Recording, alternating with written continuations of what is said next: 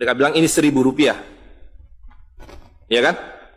Tapi makin lama di dalam isi riba, Rp1.000 yang dulu bisa dipakai untuk membeli 50 kg emas pada tahun 46, ketika pertama kali diberikan rupiah, hari ini diberikan tukang parkir pun tidak mau. Maka mereka ganti gambarnya dengan Soekarno-Hatta, nolnya ditambah 2, menjadi 100.000. Yang 99.000 dari mana? Ya kan? 99.000 dari mana? Dan kalau ini kita belah 2, dibelah 4, mau saya kasih 4 mahasiswa. Kemana samannya tadi itu nilainya?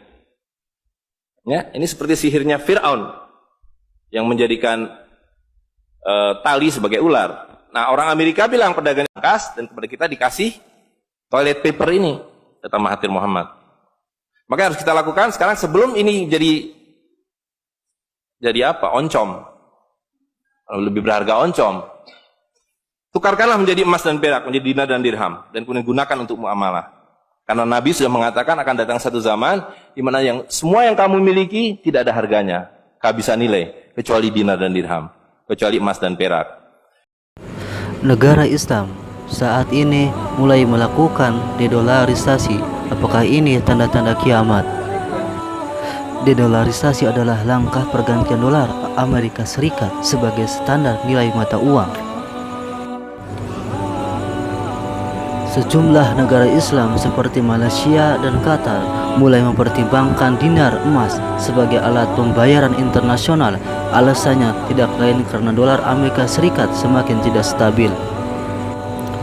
Dalam Islamic Summit yang digelar akhir pekan kemarin, cara ini bisa menjadi senjata bagi negara muslim untuk bertahan dari embargo ekonomi yang dilakukan negara barat.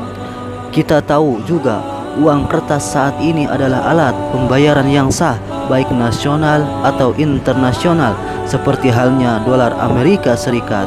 Meski begitu, uang kertas tidak mempunyai nilai apabila rusak ataupun sobek, sedangkan dirham atau emas kuat tidak mudah rusak, meski rusak pun masih mempunyai nilai karena terbuat dari emas.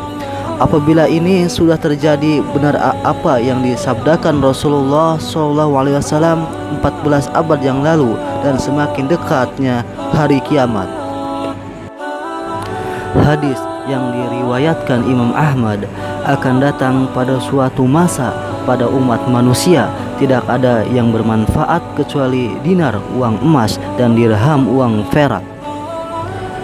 Yang kedua, hadis yang diriwayatkan Imam Tabrani, apabila di akhir zaman manusia di kalangan mereka itu harus menggunakan dirham-dirham dan dinar-dinar, sehingga dengan kedua mata uang itu seorang laki-laki menegakkan agama dan dunianya. Yang ketiga, masih hadis yang diriwayatkan Imam Tabrani, Rasulullah SAW bersabda, dinar, emas, dan dirham perak adalah stempel Allah di muka buminya. Barang siapa yang datang dengan mempergunakan stempel Tuhannya, maka akan dicukupi semua kebutuhannya. Di akhir zaman nanti, dinar, dirham akan kembali sebagai mata uang kita sebagai umat Islam untuk mengeluarkan manusia dari kegelapan masa jahiliyah murakabah atau kebodohan berlipat ganda. Sebagai muslim, kita harus selektif dan bijaksana dalam mengelola harta kita. Daripada kita menyimpannya di lembaga keuangan, mending kita belikan emas untuk menghadapi akhir zaman nanti. Karena di akhir zaman uang kertas tidak akan berguna dan bernilai lagi. Dinar dan dirham, emas dan perak akan kembali menjadi mata uang yang sebenarnya. Untuk itu, kita tonton saja sejarah singkat animasi tentang sejarah uang kertas.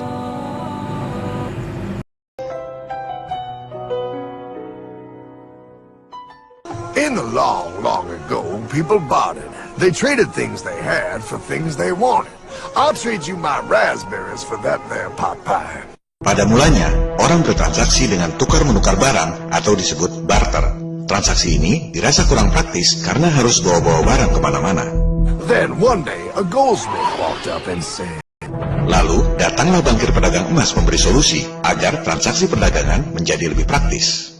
Now, everybody thinks gold is valuable, so why doesn't everybody trade gold for things they need? The price was set for gold, and now it was very easy to conduct commerce because people could trade gold for all the things they needed. Maka dimulailah babak baru. Emas, juga perak dan tembaga dijadikan alat tukar alias uang. Ini adalah kondisi ideal, sebab emas itu ada nilai intrinsiknya. Jadi, uang itu betul-betul ada harganya. Look at all my gold! Hey, stop them! That's my gold!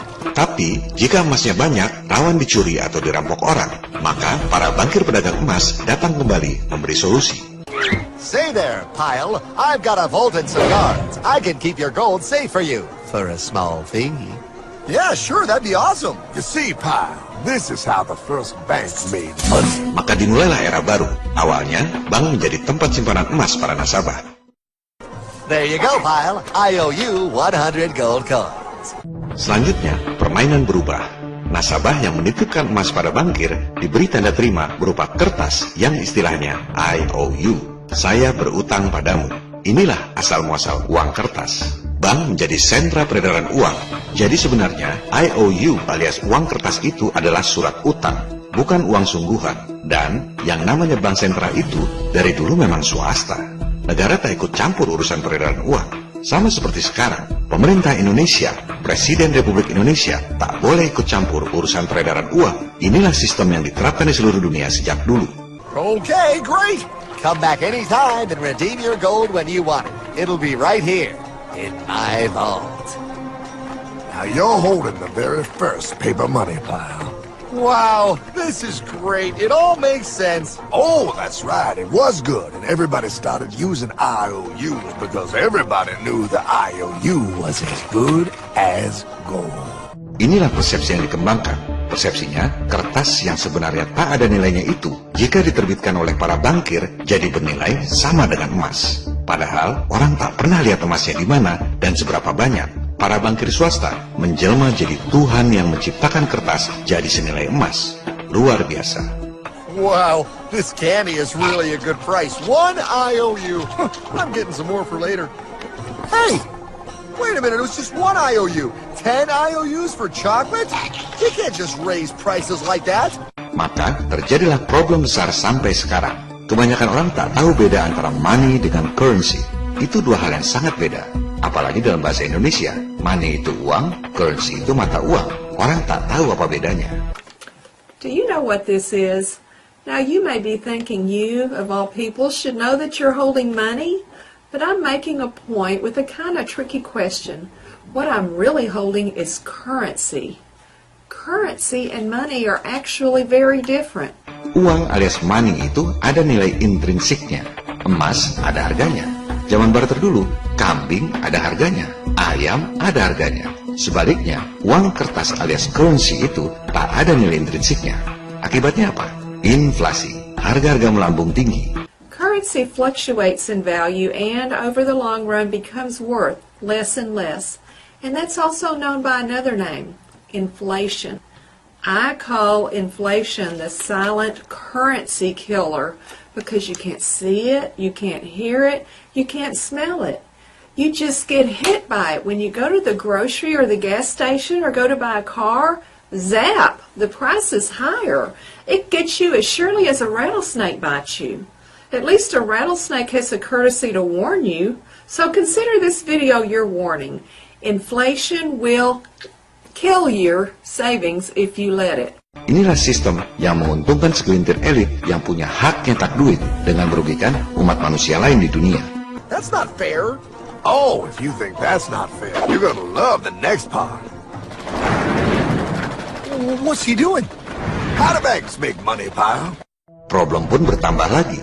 Semua orang mengira bahwa uang kertas yang diterbitkan oleh bankir itu di-backup dengan emas. Awalnya kan orang memang taruh emas, dapat surat utang IOU. Jadi, wajar saja jika orang mengira uang kertas itu pasti ada backup emasnya. Padahal tidak. Para bankster itu nyetak duit tanpa backup emas. Modal dengkul.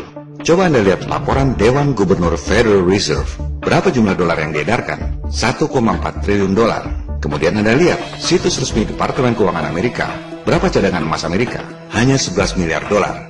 Artinya apa?